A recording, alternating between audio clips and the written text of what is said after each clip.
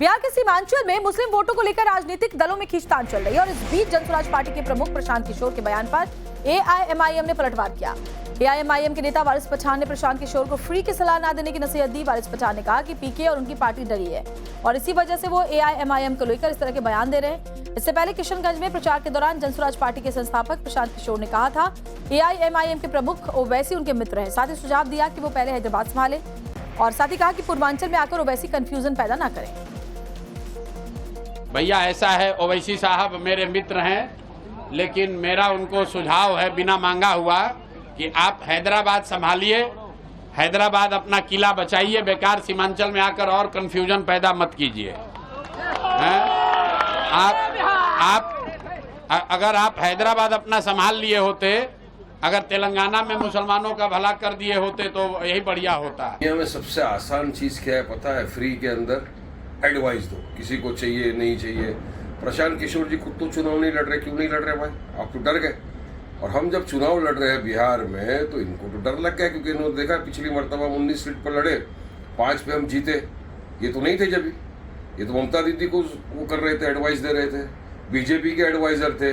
आज ये हमको आगे फ्री में एडवाइस दे रहे हैं, आप लड़ते नहीं और हम लोग लड़ रहे, तो आपको डर गए। देखिए हमारे वहाँ बिहार में लड़ने से साफ बात है, तमाम ये जो मुख्तलिफ सियासत पार्टियां हैं महागठबंधन में, उनको डर लग गया है। प्रशांत किशोर डर गए कि भाई ये क्या होगा, क्योंकि हम एक ऑल्टरनेट के हिसाब से बिहार के अंदर एमआईएम उतरी है। बिहार में चुनाव प्रचार अपने चरम पर है, लेकिन इस बीच आर के सिंह ने एक बार फिर एनडीए और बीजेपी के कुछ नेताओं पर निशाना साधा। नवभारत से खास बातचीत में उन्होंने दावा किया कि नीतीश सरकार में सबसे ज्यादा भ्रष्टाचार है, लालू राज से भी ज्यादा नीतीश सरकार में भ्रष्टाचार। पूर्व केंद्रीय मंत्री आर के सिंह का बड़ा बयान, बिहार में भ्रष्टाचार अपनी चरम सीमा पर है, मंत्री ट्रांसफर पोस्टिंग से पैसा खाते हैं, लालू सरकार में गुंडागर्दी अपराध ज्यादा था, बिहार में क्रिमिनल बैकग्राउंड वाले मंत्री बन रहे हैं, ये भी उन्होंने कहा है। सर, कल आपका एक बयान मैंने देखा, पार्टी से आप नाराज लग रहे हैं। नहीं, ये गलत इंटरप्रिटेशन है। ये हमारी नाराजगी की बात नहीं है, पार्टी से नाराजगी या किसी से नाराजगी। हमारी चिंता है प्रदेश के लिए कि हम 1975 बैच हैं, आईपीएस के 75 बैच के हैं। तब से लेकर के आज तक जितनी भी सरकारें आई, उसमें इस सरकार के पीरियड में पिछले 4 सालों में जो भ्रष्टाचार चरम सीमा पर पहुंचा, ऐसा पहले कभी नहीं था। लालू के समय में भी नहीं था इतना भ्रष्टाचार। आप कह रहे हैं कि नीतीश जी में ज्यादा भ्रष्टाचार हो? जी बिल्कुल, ज्यादा भ्रष्टाचार। आप कहीं चले जाइए, एकदम भ्रष्टाचार चरम सीमा पर पहुंच गया है। एक मंत्री नहीं है, या शायद पूरे में एक मंत्री होगा जो कि शायद ये ट्रांसफर पोस्टिंग में पैसा नहीं लेता है। सब के सब ट्रांसफर पोस्टिंग में पैसा लेते हैं, सब के सब कमीशन खाते हैं ठेका में, और ये नीचे तक जाए, अंचल अधिकारी हो, बीडीओ, आप जाकर के देखाइए ना।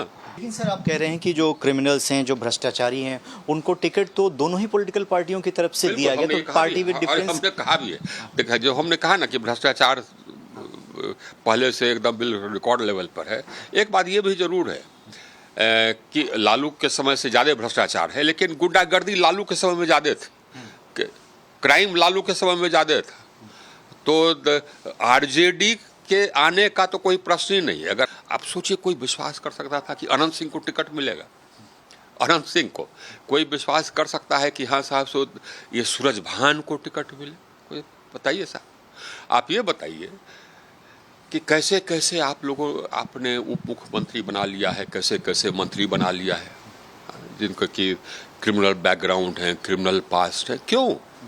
साफ सुथरे आदमी नहीं मिलते क्या? कि मान लीजिए चुनाव तो हो रहा है, कोई ना कोई जीतेगा, लेकिन जो मुख्यमंत्री पद के संभावित दावेदार हैं दोनों तरफ से, उधर से तेजस्वी हैं और इधर भारतीय जनता पार्टी की तरफ से देख लिया जाए तो नीतीश जी जितने दिन रहें, अब मान लीजिए सम्राट चौधरी हैं। तो यही है ना कि नीतीश जी कितने दिन रहेंगे, उनका जो स्थिति है हमको नहीं लगता कि ज़्यादा दिन चलेंगे, महीना 2 महीना ज़्यादा। उसके बाद तो फिर कौन बनेगा मुख्यमंत्री? तो जो हम सामने नेतृत्व देख रहे हैं, एक तरफ देख रहे हैं ये सम्राट चौधरी उप मुख्यमंत्री, एक तरफ देख रहे हैं नित्यानंद राय, दिलीप जायसवाल, यही तो नेतृत्व है भाजपा का। और तीनों का रिकॉर्ड देख लीजिए आप। सम्राट चौधरी का तो सामने है ही है, हत्या के आरोपी, अपने डेट ऑफ बर्थ में इधर उधर किया, पढ़ाई लिखाई शून्य, कहते हैं कि 10वीं पास नहीं है, जनसुराज कहता है।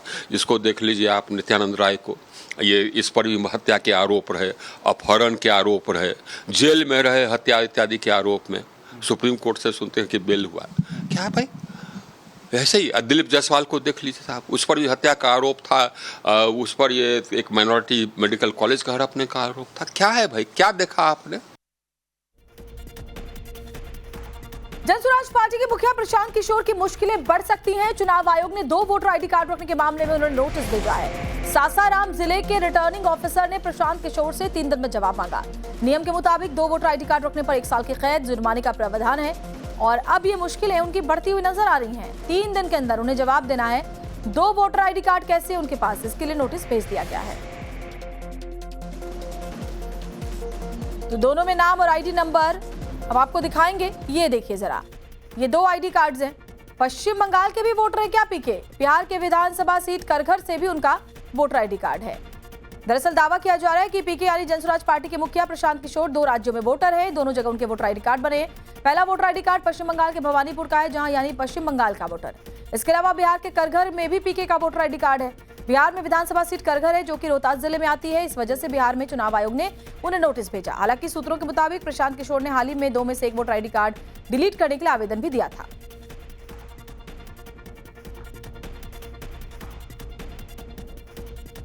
वैसे 2 वोटर आईडी कार्ड की कंट्रोवर्सी के बीच प्रशांत किशोर का चुनाव प्रचार जोर शोर से जारी है। प्रशांत किशोर आज अररिया के जोकीहाट में थे। उन्होंने अपने उम्मीदवार सरफराज आलम के लिए वोट मांगे।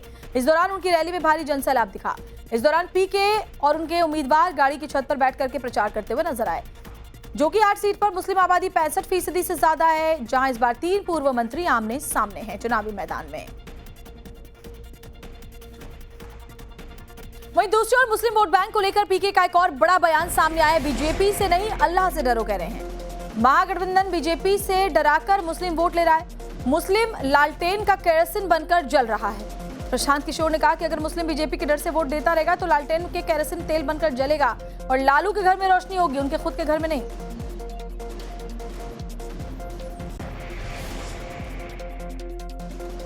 चल के लोगों को इतना ही कहेंगे, यहाँ मुसलमानों की बहुत बड़ी आबादी है।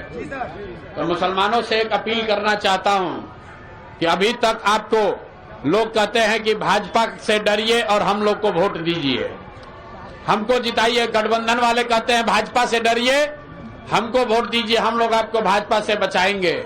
जनसुराज ये कह रहा है कि भैया भाजपा से मत डरो, अल्लाह से डरो और हक के साथ खड़े रहो। तादाद का चिंता नहीं करना है। तादाद का अगर चिंता की गई होती तो इस्लाम धर्म शुरू ही नहीं होता।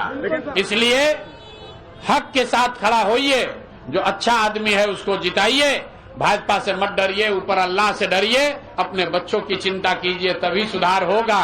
न तो भाजपा से डर के वोट देते रहिएगा तो लालटेन में किरासन तेल बनकर जलिएगा आप, जलेगा आपका और आपके बच्चों का भविष्य, और रोशनी होगा लालू जी के घर में, आपके घर के, आपके बच्चों के जीवन में उजाला नहीं होगा।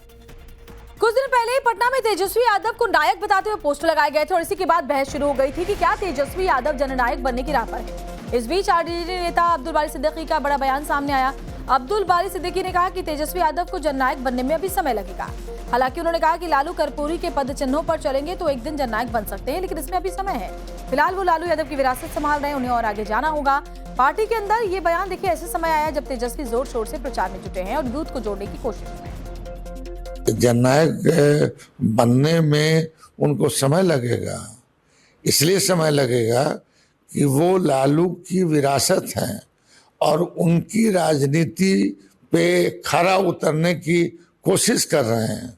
तो मुझको लगता है आने वाले दिनों में लालू जी जननायक कर्पूरी ठाकुर के पद चिन्हों पर चलेंगे तो जननायक उनको भी कहेगा लोग। और सिर्फ अब्दुल बारी सिद्दीकी ही नहीं, तेजस्वी यादव को उनके बड़े भाई तेज प्रताप ने भी जननायक या नायक मानने से इनकार कर दिया।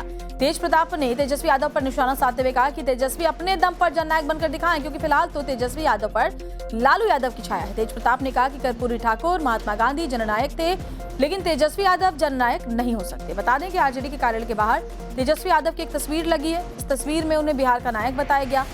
इसी पर हमला बोलते हुए उनके बड़े भाई तेज प्रताप ने कहा कि जननायक तो लोहिया जी हैं, कर्पूरी जी हैं, लालू यादव जी हैं, बड़े बड़े लीडर लोग हैं। तेजस्वी यादव जननायक नहीं हो सकते क्योंकि वो अपने बलबूते पर नहीं, पिताजी के बलबूते पर हैं। जब वो अपने बलबूते होंगे तब हम उन्हें जननायक मानेंगे।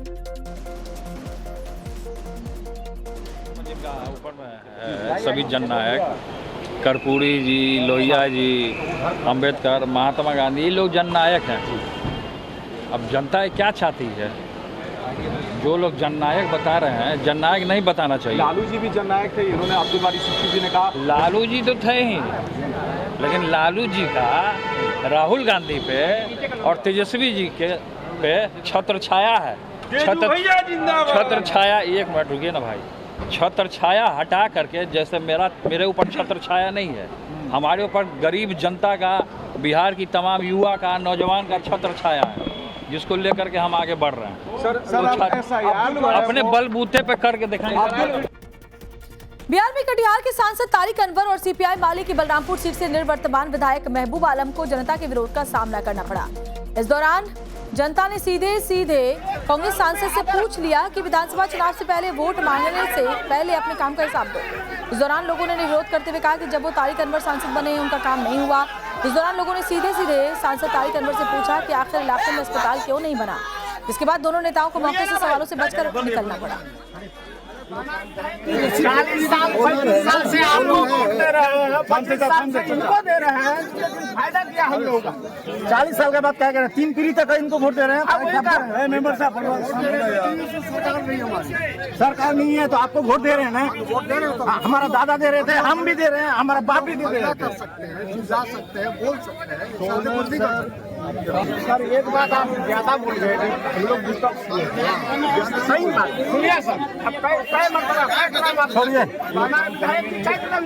जब से एक टर्म में अगर हमारा 10 पंचायत का काम कर देता, हम समझते विराट जी मेरा काम किए हैं, आप भी मेरा काम किए हैं। 10 पंचायत में काम नहीं हुआ, कहाँ हुआ? सड़क सड़क कहाँ? नहीं, नाम की नहीं है, जाने का सवाल नहीं है, यहाँ नाम की नहीं है। आप घेर रहे हैं हम लोग, क्या करेंगे? आज मेरा मौका है, आज ही तो हम कह सकते हैं आपको ना, कल आपके घर में जाके बोल सकते हैं।